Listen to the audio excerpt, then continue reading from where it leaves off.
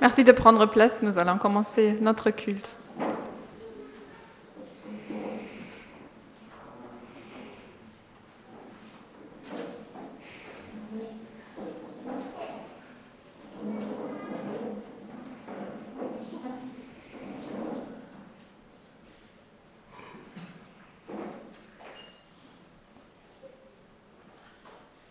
Le Seigneur ne tarde pas à réaliser sa promesse, mais il fait preuve de patience envers vous, car il refuse que même un seul court à sa perte. Au contraire, il veut que tous aient l'occasion de changer de vie. C'est avec ces paroles d'espérance que je vous accueille ce matin au nom de toute la communauté. Bienvenue à tous et toutes. Nous sommes heureux de vivre ce temps ensemble. Dieu, Père, Fils et Saint-Esprit, Dieu rempli de patience et de tendresse est au milieu de nous. Prions ensemble. Notre Dieu, nous sommes rassemblés ce matin à l'écoute de ta parole. Que par ton esprit, cette parole change notre cœur, qu'elle apaise nos inquiétudes, qu'elle fasse grandir en nous le calme et la confiance. Nous te le demandons au nom de ton Fils Jésus. Amen. Et je vous invite à vous lever pour un chant qui dit « Comme une terre altérée soupire après l'eau du ciel, nous appelons la rosée de ta grâce, Emmanuel ». C'est un chant qui exprime d'une manière poétique notre soif de Dieu.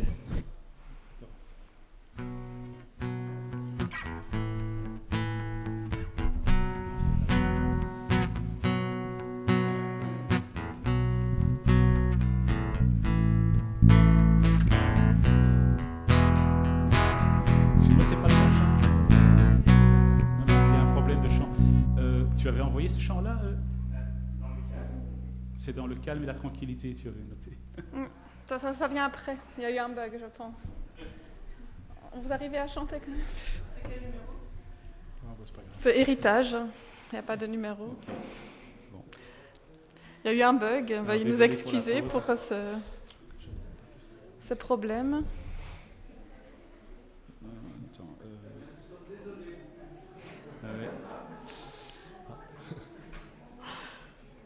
Sinon, on peut le chanter a cappella. Je pense qu'il y a plusieurs qui le connaissent. J'entends déjà les gens. On va le trouver. On va le trouver.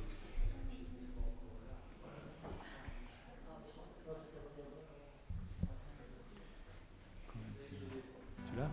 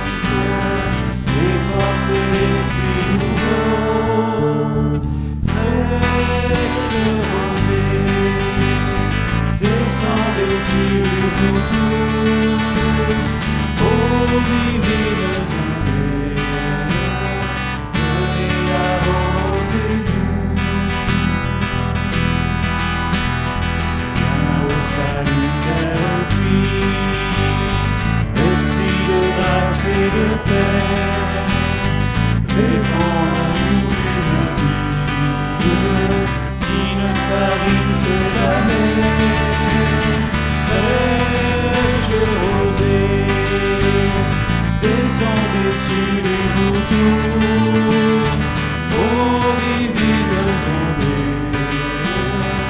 venez arroser-nous. Prenez place et merci beaucoup. Et ensemble, nous écoutons la parole de Dieu, des extraits du psaume 27, lus pour nous par Nora.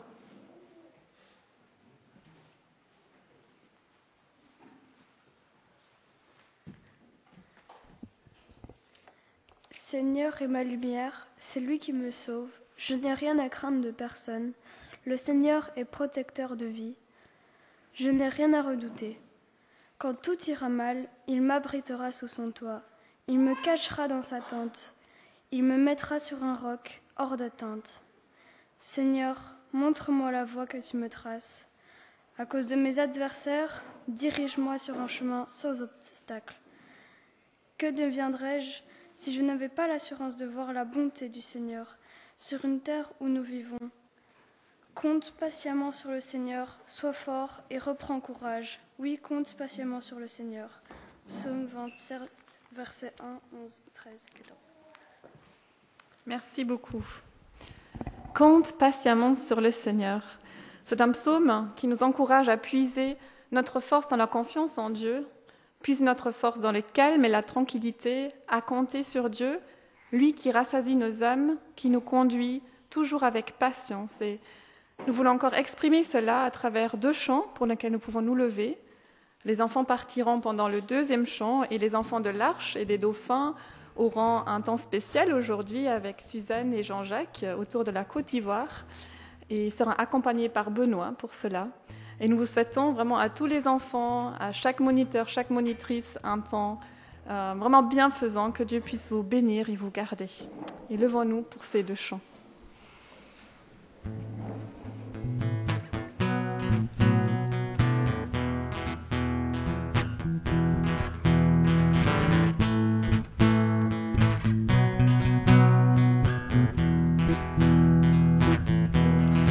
Dans le calme et la tranquillité que sera notre force,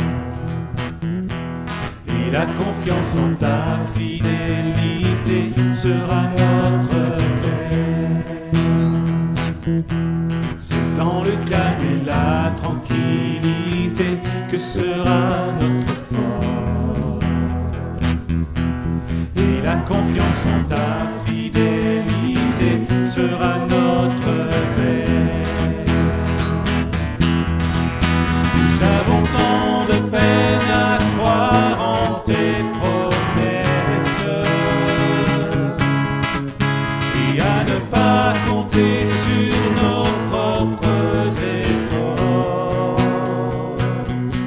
C'est dans le calme et la tranquillité que sera notre force, et la confiance en ta fidélité sera notre paix. C'est dans le calme et la tranquillité que sera notre force, et la confiance en ta fidélité sera notre paix. Car tu attends de nous révéler ta tendresse et de convaincre nos cœurs de ta compassion. C'est dans le calme et la tranquillité que sera notre force, et la confiance en ta fidélité sera notre paix. C'est dans le calme et la tranquillité que sera notre force, et la confiance en ta fidélité sera notre paix.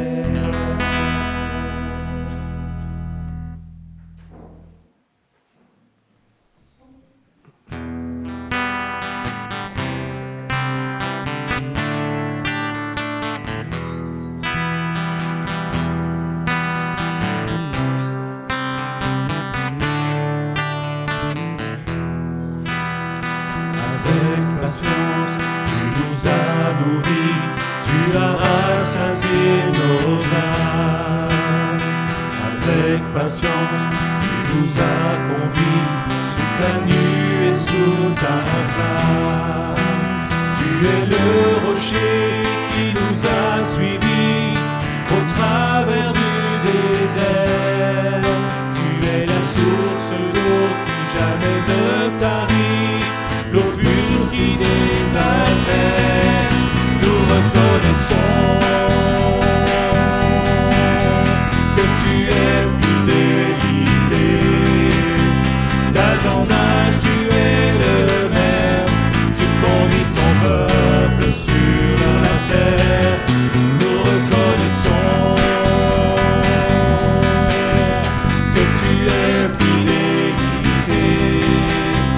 Tu as toujours marché au milieu de nous.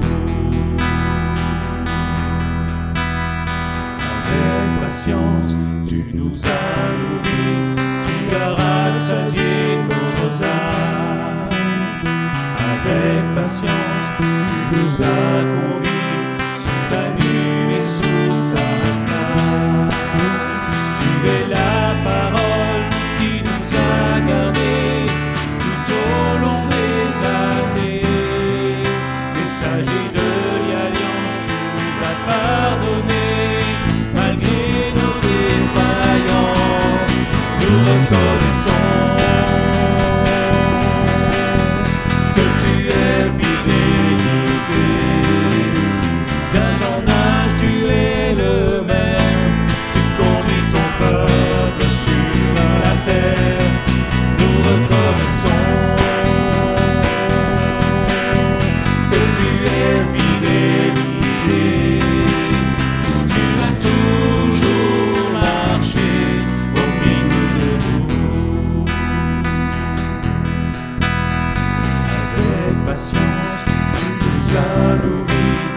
Tu as rassasié nos âmes. Avec patience, tu nous as conduits sous ta nuée, sous ta flamme. Tu es le chemin étroit resserré qui nous conduit au Père. Véritable lumière engendrée pour briller et chasser les ténèbres. Nous reconnaissons que tu es fidélité. D'âge en âge, tu es le même. Tu conduis ton peuple sur la terre. Nous reconnaissons que tu es fidélité. Tu as toujours marché au milieu de nous.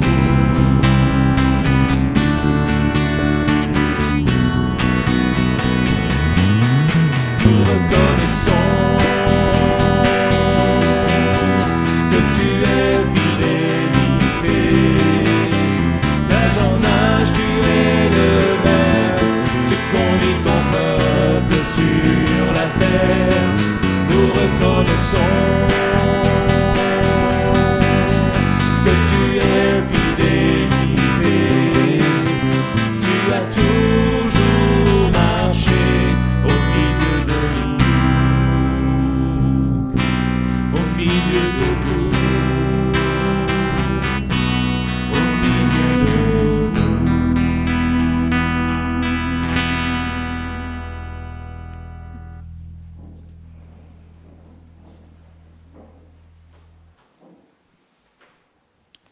Avant de mettre à l'écoute de la prédication, je vais relire le même extrait du psaume 27, mais dans une autre traduction remis en rime par Clément Marot et Théodore de Bèze. Le thème du culte, c'est la patience. Du coup, je me dis on peut écouter 2 fois le même texte et attendre que ces paroles viennent vraiment nous rejoindre au plus profond de nous. Le Seigneur est pour moi la vraie lumière et mon salut. Que dois-je redouter ? Le Seigneur est pour moi la force entière. Quel est celui qui peut m'épouvanter ? Car le dur temps du malheur approché, il me tiendra sous sa tente à l'écart, à son abri, avant que tôt ou tard sa main me place encore sur un rocher. Certainement, sans la ferme assurance qu'ici-bas même, avant de voir la mort, des biens de Dieu j'aurai la jouissance, sous mon fardeau je serai déjà mort. Le mal m'oppresse, aussi mon Dieu mon Père, enseigne-moi ton chemin bon et droit. Oui, ton chemin ne que droiture et paix, je suis guetté par des persécuteurs. Toi donc, attends toujours patiemment le Seigneur Dieu, sois ferme jusqu'au bout. Oui, Dieu viendra t'affermir contre tout, compte sur lui, sur son avènement. Prions. Au moment de nous mettre à l'écoute de ta parole, Seigneur, nous nous tournons vers toi, afin que tu renouvelles notre foi, que tu vivifies notre espérance, que tu multiplies notre patience, que tu illumines notre lecture. Oui, Seigneur, nous te le demandons, sois notre soutien, sois aussi le soutien de Claude qui nous apportera ce message.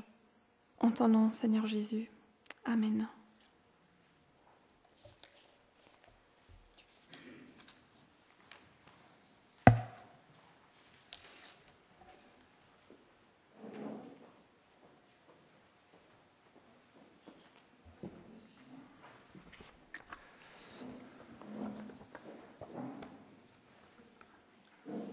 Ces premiers mots devraient être hors micro, mais je suis vraiment heureux, avec un grand E, non un H, d'être de nouveau parmi vous après 4 mois d'absence. J'ai entendu quelqu'un dire que Claude, il vient plus à Stockel. Non, j'étais pas là, donc je ne pouvais pas être là, mais voilà, heureux d'être là. Une courte anecdote pour introduire notre sujet. Oh, je devais avoir entre 12 et 13 ans et possédais une belle collection de voitures miniatures type Dinky Toys, pour ceux à qui cela veut encore dire quelque chose. Et en allant à l'école, je passais devant la vitrine d'une librairie qui proposait aussi quelques jouets, dont une Dinky Toys, une Cadillac Eldorado 1955, cabriolet noir avec des sièges intérieurs rouges. Et elle coûtait 25 francs belges, ce qui ferait aujourd'hui 50 centimes. Mais je n'avais pas ces 25 francs dans ma tirelire. Et donc j'ai dû attendre plus d'1 mois et faire toutes sortes de petits travaux domestiques pour réunir pièce par pièce, c'était des pièces de 5 francs, pièce par pièce, les 25 francs. Et je ne vous dis pas les regards d'envie et d'impatience chaque fois que je passais devant la vitrine du libraire. Et enfin, j'ai pu déposer les 25 francs et repartir avec la voiture enfermée précieusement dans sa petite boîte jaune. Et pendant plusieurs nuits, elle a dormi avec moi, posée sur mon oreiller. Une histoire que je n'ai jamais oubliée, qui peut-être m'a appris la patience, certainement pas la patience dans le quotidien, mais la patience devant les longues attentes de l'espérance. Ou de l'existence, pardon. Alors on poursuit notre exploration jardinière et on s'est arrêté à la joie, on s'est arrêté à la paix, et c'est donc de patience que nous allons nous arrêter ce matin. La patience, au même titre que l'amour, la douceur, la paix, la bienveillance, s'inscrit dans les nuances de ce fruit que produit l'esprit dans nos vies.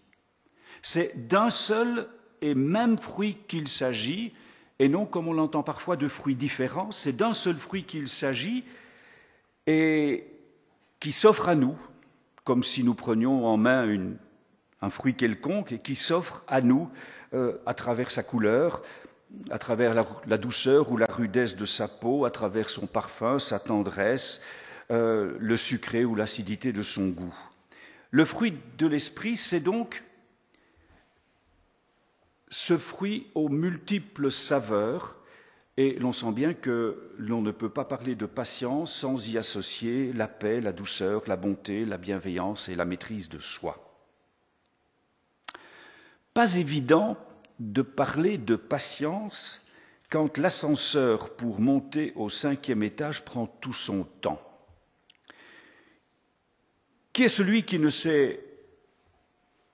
Pardon, excusez-moi. Prend tout son temps et moi je ne prends pas mon temps. Donc il faut que je me calme. C'est l'émotion d'être parmi vous, n'est-ce pas? Voilà. Donc je disais ceci, je reprends. Pas évident de parler de patience quand l'ascenseur pour monter au 5e étage prend tout son temps. C'est une photo qui a été faite au musée du temps à Besançon. Et j'ai trouvé ça dans l'ascenseur. J'ai trouvé que c'était tellement génial de nous rappeler que l'ascenseur arrivera toujours à destination, mais que parfois il pourra mettre un peu plus de temps qu'un autre. Comment réagissez-vous? On va aborder 2-3 points pratiques. Comment réagissez-vous quand votre connexion Internet est lente et que vous gardez les yeux rivés sur ce petit cercle bleu qui tourne sur lui-même et prend son temps avant l'ouverture de ce document dont vous avez bien sûr impérieusement besoin? Qui est celui qui ne s'est jamais énervé à la caisse d'un magasin quand le client ou la cliente, plus souvent ce sera la cliente, excusez-moi, quand le client ou la cliente qui précède a de la peine à trouver la pièce de 10 centimes qui manque pour payer ses courses et qu'il invite ou qu'elle invite la caissière à la chercher dans son porte-monnaie, vécu encore il y a 2-3 jours. Qui n'a jamais pesté en voiture lorsque le véhicule qui vous précède prend tout son temps pour franchir un carrefour alors que là où vous êtes, la voie vous semble libre? Ce ne sont que quelques exemples, et on pourrait en rajouter beaucoup d'autres, qui nous rappellent que nous sommes dans une société de l'immédiat. On raccourcit les distances, on rogne sur les délais, et cela nous donne l'impression que l'attente est anormale et que nous devons avoir satisfaction dans l'immédiat. Pour beaucoup, la patience, c'est être capable de garder son calme en toutes circonstances, une invitation pratique au vivre ensemble. L'Hébreu nous dit que la patience, c'est avoir le souffle long, au contraire du souffle haletant des impatients. Mais reconnaissons qu'un ordinateur paresseux, une attente à la caisse du magasin ne sont que de petits désagréments face à certaines grandes attentes qui peuvent impacter toute une vie. Comment se vit et s'exerce notre patience dans l'attente de résultats médicaux que l'on sait potentiellement délicats? Dans l'attente d'un examen des résultats d'un examen qui peut orienter toute notre vie selon qu'il sera réussi ou raté. Il y a des situations où notre patience est mise davantage à l'épreuve que devant les petits désagréments du quotidien. C'est intéressant de voir que le Nouveau Testament utilise 2 verbes différents, donc 2 mots différents pour parler de la patience.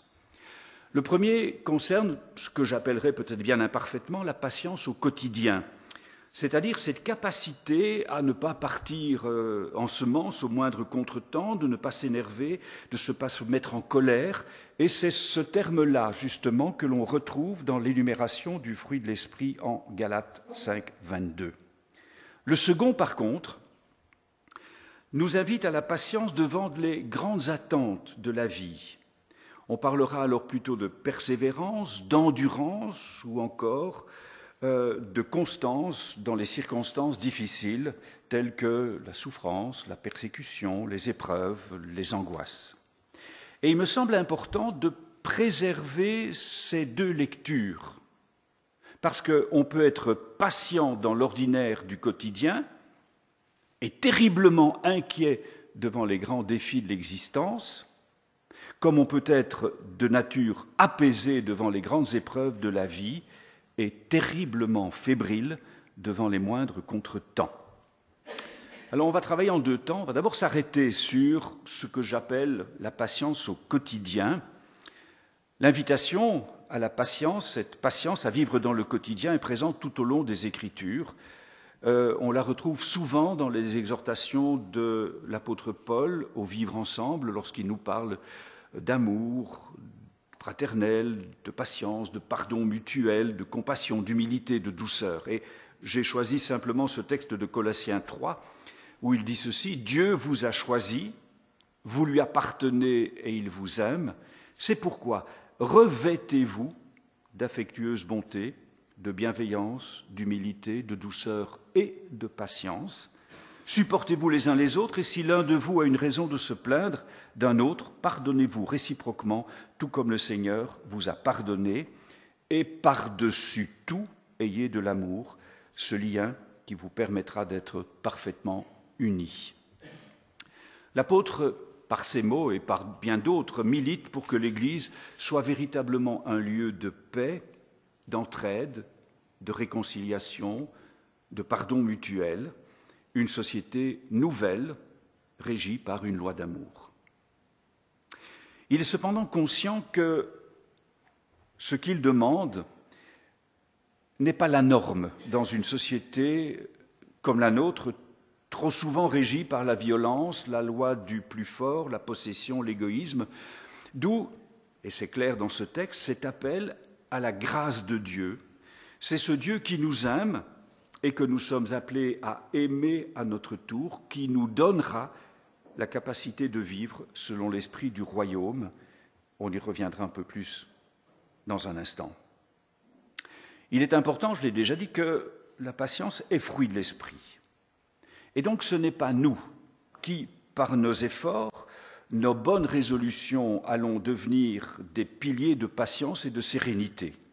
C'est l'œuvre de l'esprit qui, agissant en nous, fait son œuvre, pour autant que nous lui en donnions la possibilité, parce que nous savons que l'esprit peut être éteint, peut être attristé. Et c'est ce que dit l'apôtre Paul dans Galates 5, « L'esprit nous a donné la vie, laissons-le donc aussi diriger notre conduite. » Et ce « laissons-le donc » nous montre qu'il y a une synergie entre ce que désire l'esprit et notre volonté pratique, concrète, d'entrer dans ce projet. En disant que la patience est un fruit à cultiver, un fruit à développer, cela nous indique que notre vie de foi est un long chemin de mûrissement. Peut-on espérer, je me pose la question, peut-on espérer être plus patient à 80 ans qu'à 15 ? Je me regarde et je regarde quelques autres. Je pense que c'est encore à vérifier, enfin on peut l'espérer en tout cas. Mais les 40 ans d'Israël au désert, les 40 jours de retrait du Christ au début de son ministère, ou encore l'attente des disciples entre Ascension et Pentecôte, sont justement ces périodes de mûrissement où l'Esprit nous travaille pour nous conduire un pas plus loin dans notre apprentissage de la foi. Croire en Dieu n'est pas seulement un savoir, c'est aussi un chemin dans lequel nous acceptons de nous engager pour nous laisser pas à pas transformer par le Christ. La patience est un fruit. Alors, chercher des cerises sur un cerisier au mois de mars n'a aucun sens. Et on raconte l'anecdote suivante.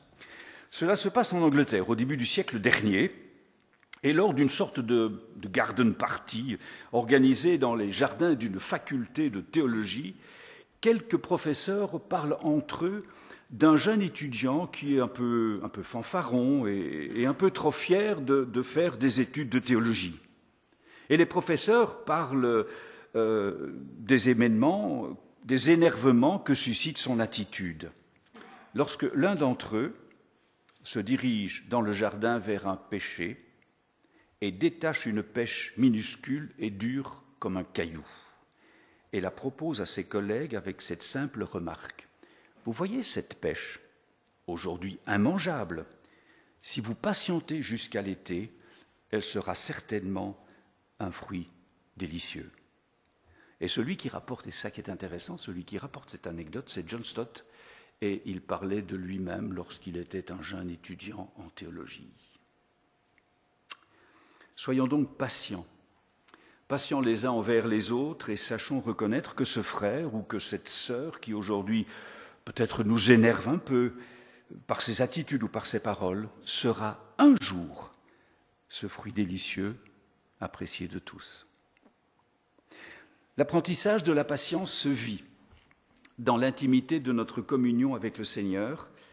C'est lui qui nous façonne dans le secret de notre tête-à-tête avec lui, et c'est dans le secret de la chambre retirée de Matthieu 6 que Dieu peut entreprendre le modelage de notre cœur en mettant l'accent sur ce qui dysfonctionne dans nos vies et ce qui doit être encouragé. On le redit régulièrement ici, et c'est bien de le redire, il n'y a pas d'autre chemin que celui de l'intimité profonde et régulière avec le Seigneur pour lui offrir la possibilité de façonner son caractère en nous. Mais on ne peut pas parler de patience sans parler de son contraire, qui est l'impatience. Et l'impatience qui n'est pas uniquement négative. Elle peut au contraire être signe de vitalité, d'enthousiasme lorsqu'on est tout tendu dans l'attente d'un événement, heureux. Pensez à l'excitation des enfants à l'approche de la Noël, notre excitation aussi lorsque nous nous préparons à partir en vacances. Et toute l'Écriture d'ailleurs est tendue dans cette attente joyeuse. C'est ce cri qui termine l'Apocalypse, « Viens Seigneur Jésus !»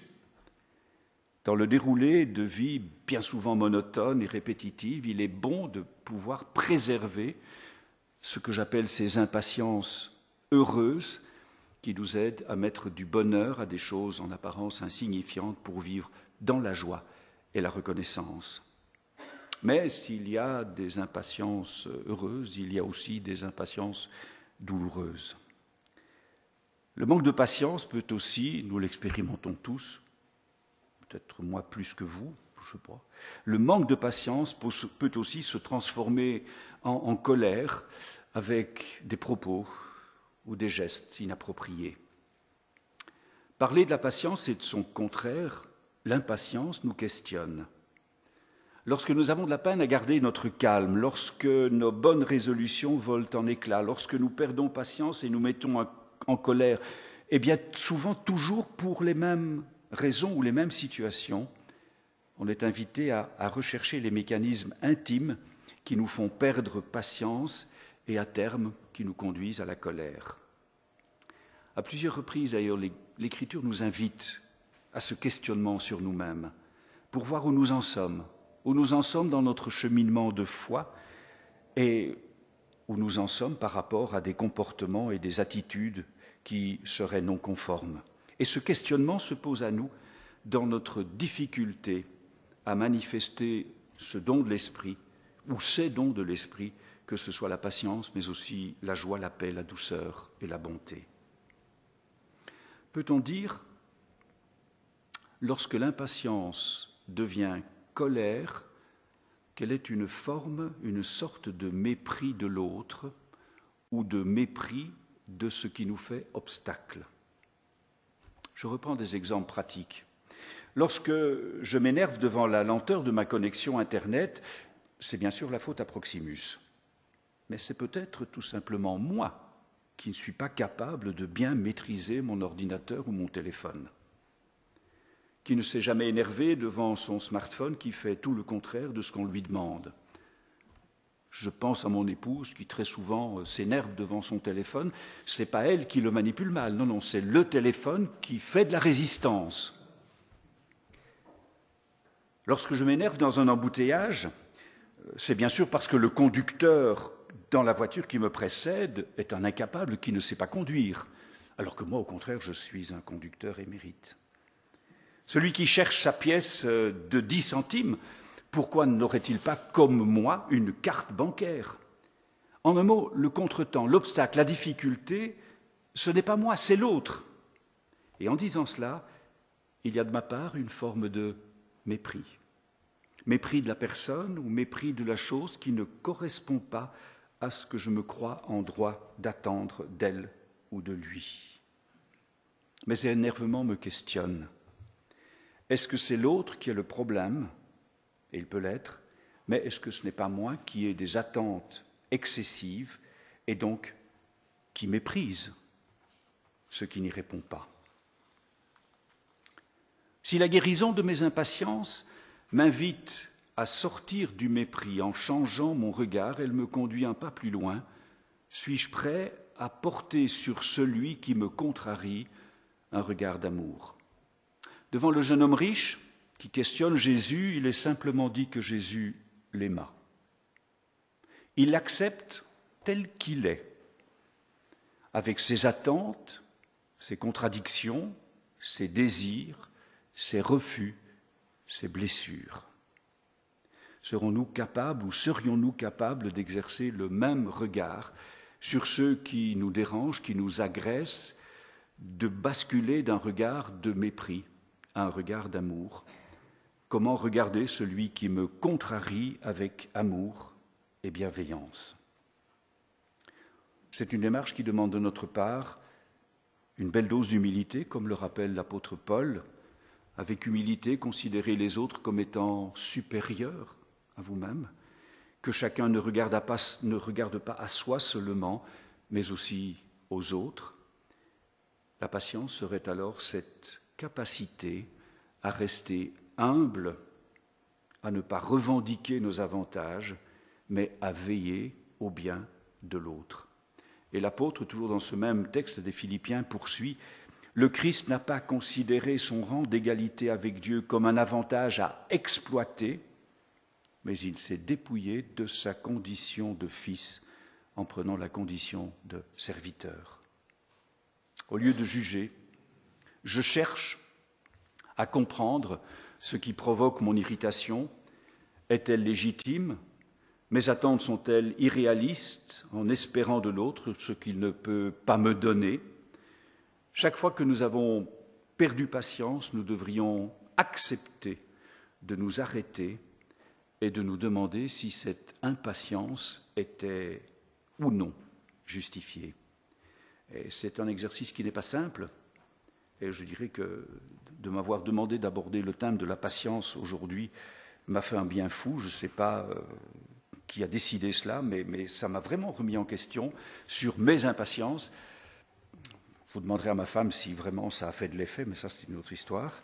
Mais ça m'a vraiment beaucoup questionné sur mon attitude devant ces énervements que nous vivons tous dans le quotidien.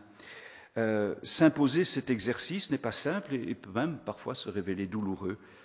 Mais pourtant, il est essentiel si nous voulons devenir et être des hommes et des femmes de paix, de bonté, de douceur et de bienveillance.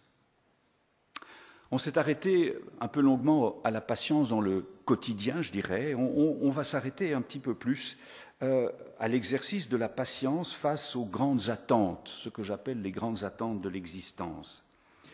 Et c'est vrai que ces attentes peuvent impliquer une souffrance physique, psychologique, mais aussi spirituelle.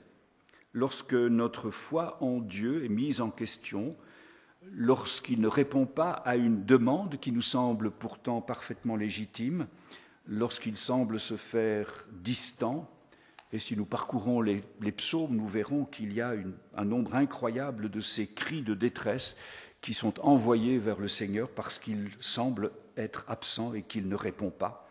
On peut penser, je n'ai pris que celui-là, mais on aurait pu en prendre beaucoup d'autres, à ce texte du psaume 22, ce cri de David, et qui sera d'ailleurs repris par le Christ sur la croix. Mon Dieu, pourquoi m'as-tu abandonné? Pourquoi restes-tu si loin sans me secourir, sans écouter ma plainte?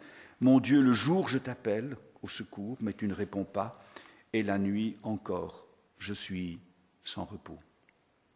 Cette attente qui exerce notre patience peut être celle de l'attente d'une guérison qui tarde à venir, la résolution d'un conflit qui empoisonne une relation, la réponse à une prière qui, nous l'avons dit, ne vient pas comme nous l'attendions en son temps. Nous l'avons dit, la patience devient alors persévérance, endurance, constance. Mais lorsque nous sommes confrontés à ces défis que sont la souffrance, l'abandon, la solitude, le deuil, nous avons bien de la peine à rester sereins et confiants. Ces délivrances ou ces réponses que nous attendons et qui tardent à venir peuvent à certains moments exercer une terrible pression qui handicape notre marche avec le Seigneur. Je suppose que comme moi, vous lisez les informations de Portes Ouvertes et souvent je me pose la question de savoir comment je réagirais si je me trouvais dans un pays de persécution et de violence. Aurais-je le courage de rester ferme dans ma foi, confiant dans la grâce de Dieu, ou me laisserais-je emportés par la peur et le doute. Confrontés aux épreuves de la vie, nous sommes devant deux tentations.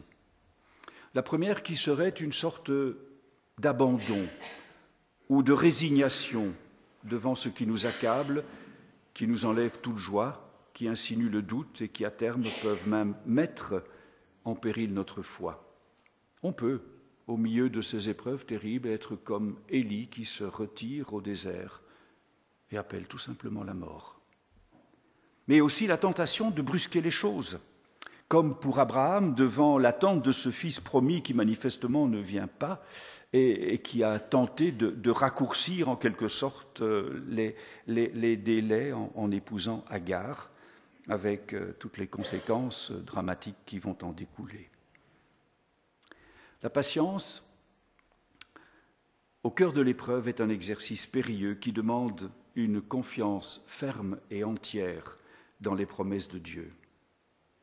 Certainement plus facile à dire qu'à vivre lorsque la maison brûle. C'est un exercice de foi que nous sommes appelés à mettre au centre la prière qui va occuper la place principale. Une prière persévérante qui s'appuie sur les promesses de Dieu, qui nous dit que rien ne peut nous séparer de l'amour de Dieu manifesté en Jésus-Christ.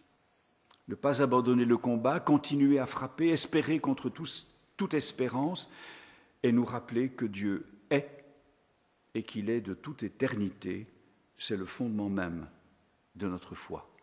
C'est la vérité fondamentale qu'il nous faut préserver envers et contre tout, même si la pression de l'impatience se fait parfois menaçante. Et il est bon, là, d'écouter ce que disent les apôtres, ceux qui nous ont précédés, et qui vont garder cette confiance et ce courage au cœur des épreuves les plus terribles, comme le rappelle l'apôtre dans ce texte de Romains 8, qui dit et qui affirme cette certitude que rien ne peut le séparer de l'amour de Dieu, ni la mort, ni la vie, ni les anges, ni d'autres autorités ou puissances célestes, ni le présent, ni l'avenir, ni les forces d'en haut, ni les forces d'en bas, ni aucune autre chose créée. Rien ne pourra jamais nous séparer de l'amour que Dieu nous a manifesté en notre Seigneur Jésus-Christ. La foi n'est pas un saut dans l'inconnu, mais une démarche volontaire d'adhésion à une vérité qui bien souvent nous dépasse. Et dire « je crois », c'est affirmer que nous faisons nôtre une parole qui nous dit que Dieu est et que nous sommes inscrits dans son projet de vie et que nous y sommes inscrits de toute éternité, que nous en soyons conscients ou non. Et au bout du chemin, et ce sera mon dernier mot, il y a cette formidable promesse du dénouement final. C'est encore l'apôtre qui le dit dans la lettre à Timothée. « Prenez donc patience, frères et sœurs, jusqu'à ce que le Seigneur vienne. » Voyez comment le cultivateur prend patience, attendant les précieux fruits de la terre jusqu'à ce qu'il en reçoive les premiers, puis ceux de l'arrière-saison. Et Jacques nous dira à peu près la même chose. Prenez patience, vous aussi, soyez pleins de courage, car le venu du Seigneur est proche. Dieu vous a choisi, vous lui appartenez, et il vous aime. C'est pourquoi revêtez-vous d'affectueuse bonté, de bienveillance, d'humilité, de douceur et de patience.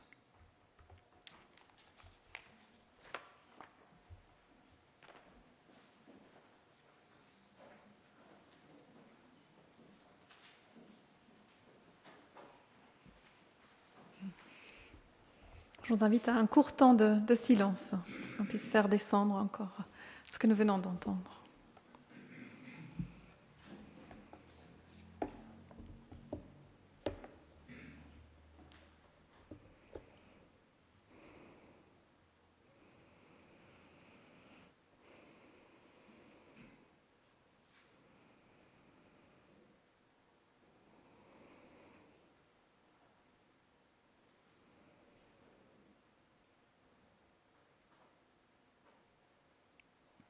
Seigneur, je viens te demander la grâce de la patience.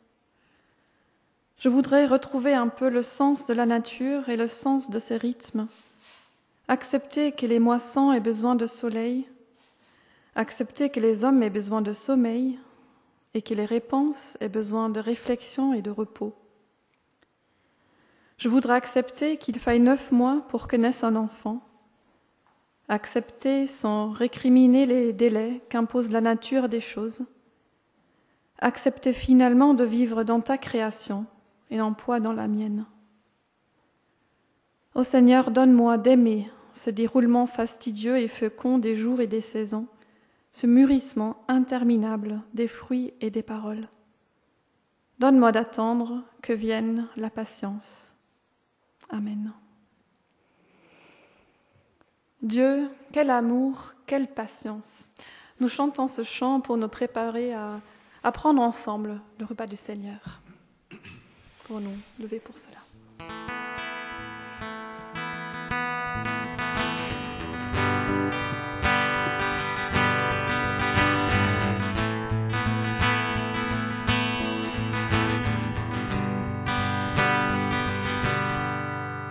Quel amour pour moi, quelle patience,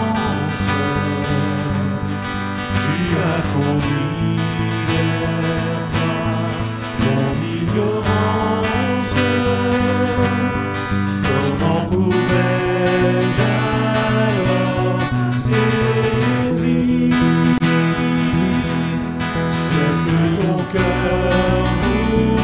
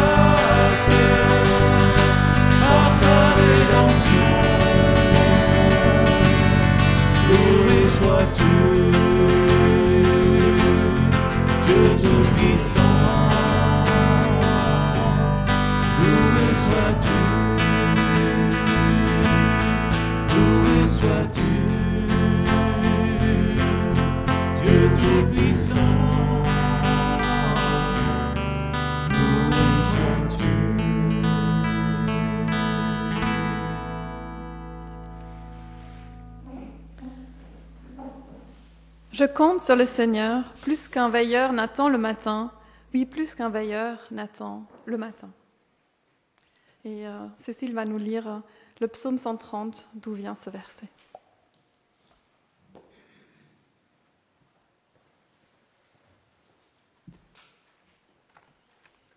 Du fond de la détresse, je crie vers toi, Seigneur. Écoute ma voix, sois attentif quand je te supplie. Si tu voulais piller nos fautes, Seigneur, qui pourrait survivre? Mais le pardon se trouve auprès de toi. C'est pourquoi l'on reconnaît ton autorité. De tout mon être, je compte sur le Seigneur, et j'attends ce qu'il va dire. Je compte sur le Seigneur plus qu'un veilleur n'attend le matin. Oui, plus qu'un veilleur n'attend le matin. Peuple d'Israël, compte sur le Seigneur car il est bon. Il a 1000 moyens de te délivrer. C'est lui qui délivrera Israël de toutes ses fautes.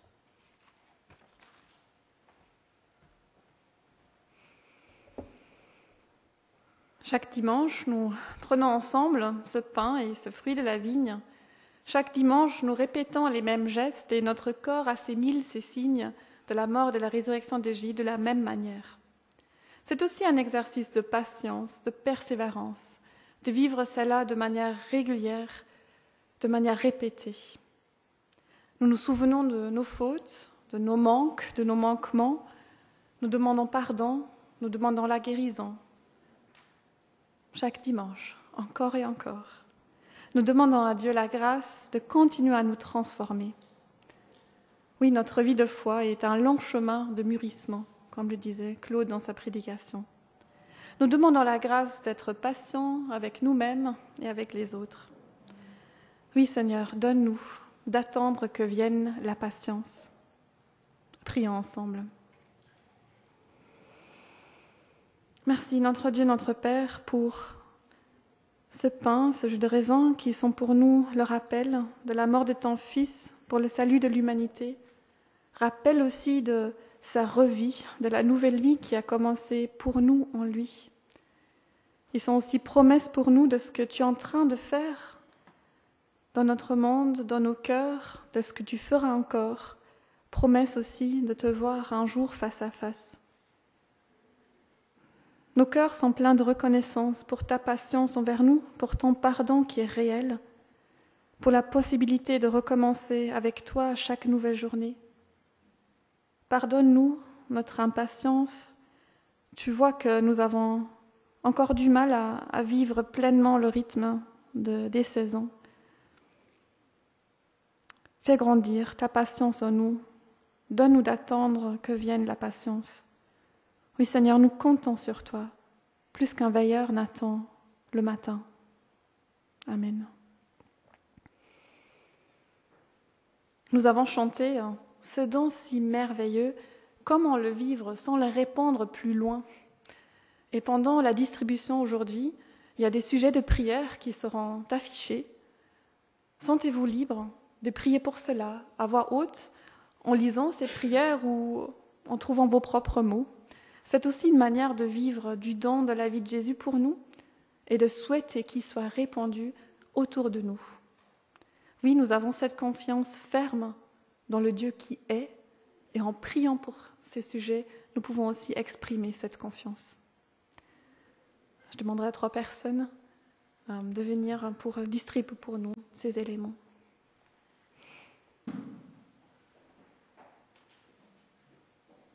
Pendant le repas, Jésus prit du pain, il remerciait Dieu, il le casse, il le leur donne en disant « C'est mon corps, donné pour vous, faites ceci pour vous rappeler de moi. »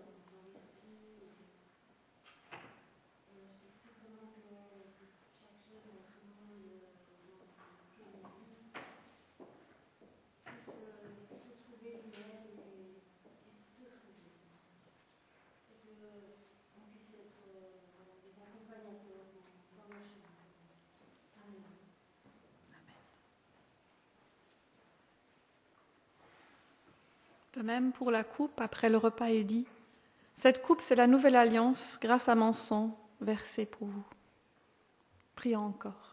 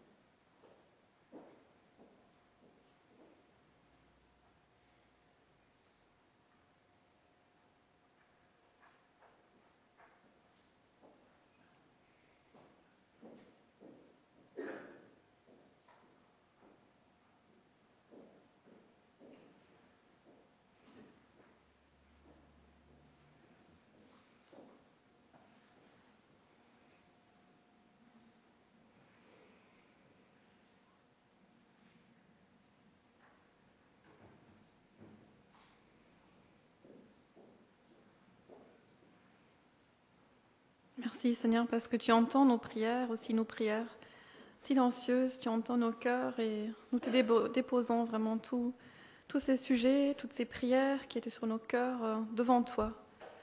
Seigneur, interviens pour ces personnes qui ont été dans notre esprit pendant que nous avons prié. Aie pitié, toi qui es le Dieu de vie et de grâce. Amen. Et je laisse la parole à Bernard qui va faire les annonces pour nous.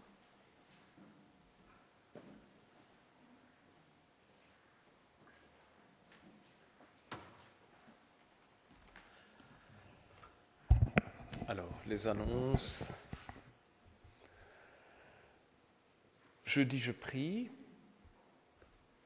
Donc, vous connaissez le concept. Je vais aller rapidement. Donc, parce que nous en avons pas mal. L'année a redémarré. Donc, jeudi, je prie le 10. Le samedi, café Théo chez Audrey et Nathan. Ensuite, le dimanche, nous aurons un culte, mais un culte suivi de la bénédiction du mariage de Rose et Casimir. Rose et Casimir qui se sont déjà mariés civilement. Donc ce n'est pas une cérémonie de mariage qui prend l'ensemble du culte. Et nous avons un drink après le culte aussi pour les entourer. Oui, et voilà, merci Lydia. Donc vous avez entendu, ce sera suivi d'un drink pour nous réjouir avec eux. Le 27, oui, il y a beaucoup de... En fait, il y a 3 dimanches qui concernent des couples mariés. Le 27, nous aurons un culte, et cette fois-ci avec un temps de prière pour Paul et Joël, qui eux se sont mariés civilement et religieusement déjà. Et puis, le 10 novembre, ce sera la présentation d'Eliana, qui est la fille de Tiffany et de Jérémie. Là, on annonce déjà un peu plus loin, mais pour qu'on puisse garder ça à l'esprit, notre week-end d'église, le 23 et le 24 novembre. Alors, la prochaine sortie Stockelfen, donc au mini-golf du stade Fallon. Voici nos canaux de communication sur les réseaux sociaux. nos 2 pasteurs et les œuvres ou organisations que nous soutenons, avec lesquelles nous travaillons régulièrement. Voilà pour les annonces.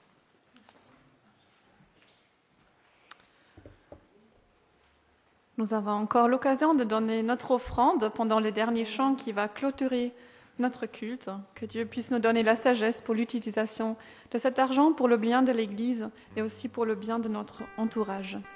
Levons-nous pour chanter « Il m'aime » avec cette assurance, oui, notre Dieu nous aime.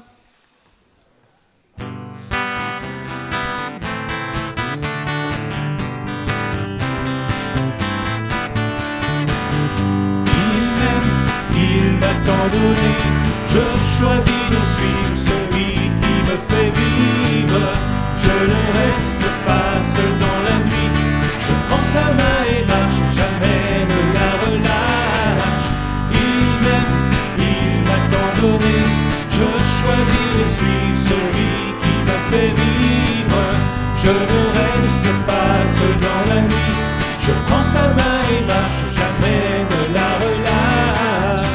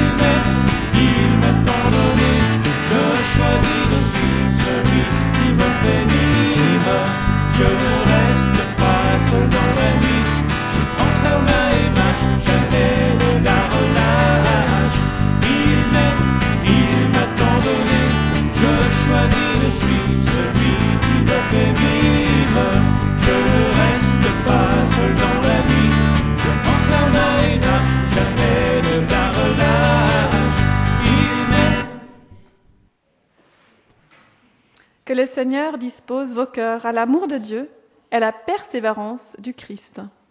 Bon dimanche et belle semaine.